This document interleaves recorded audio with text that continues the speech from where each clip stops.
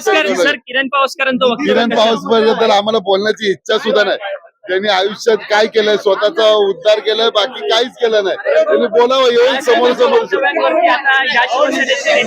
हो, बाळासाहेबांनी ज्यांना ज्यांना मोठं केलंय ना तेच आता उलट फिरलेली आहेत.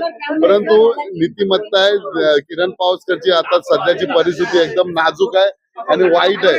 त्यांनी आयुष्यात स्वतःच्या हिमतीवरती काय केलं त्यांनी सांगावं.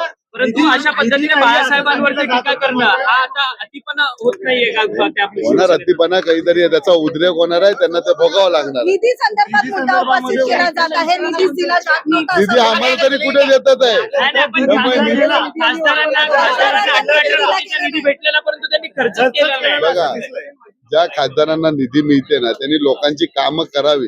नुसता निधी घेऊन ठेवावी नाही. त्यातले 15 लाख पण खर्च केले नाही. 40 कामापैकी एक शून्य काम झालेलं असं आज पेपरला तुम्ही न्यूजवाल्यांनीच आम्ही वाचलंय सकाळी, पेपर सकाळी घेतल्यानंतर. त्यामुळे यांना काय बघा, एखाद्याला कुठेतरी सोडून जायचं तर काहीतरी कारण पाहिजे असते. तो कारण विकासाचं कारण झालं. निधी आम्हाला तरी कुठे मिळतात आहे. आमचा पण निधी आम्हाला भांडून भांडून घ्यावा लागतंय, तरी आम्ही कामं करतोय ना. निधीसाठी खासदारांनी जाऊ नये, लोकांमध्ये राहावा. लोकांना काय, लोकांचा निधी घेऊन काय करतात आहे, स्वतःचाच उत्कर्ष करणार आहे ना. एवढा निधी वापरणार आहेत काय? त्यातला अर्धा निधी खिशात घालणार आहे. होऊ दे, काय 10 शिवसेना भवन, 10 शिवसेना भवन होऊ दे, पण आमची शिवसेना भवन ओरिजिनल आहे, तिथे जागेवरतीच आहे. आम्हाला शोधायची जागा शोधायची गरज नाही.